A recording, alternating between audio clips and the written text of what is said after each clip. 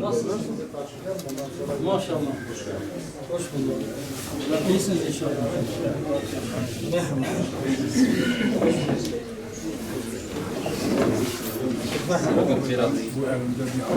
Abi Allah şükür etsin.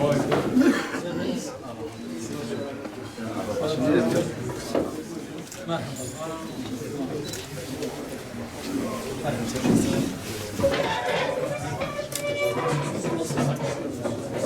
Selamünaleyküm. Aleyküm. Merhaba.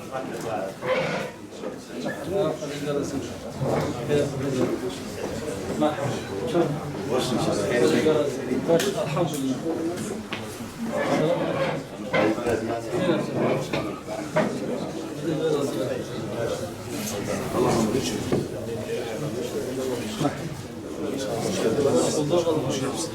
İyisiniz inşallah.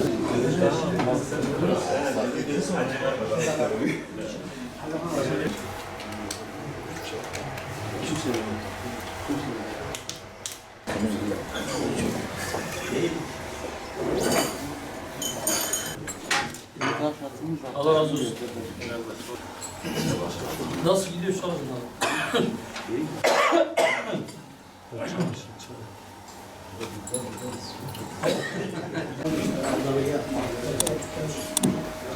Buyurun.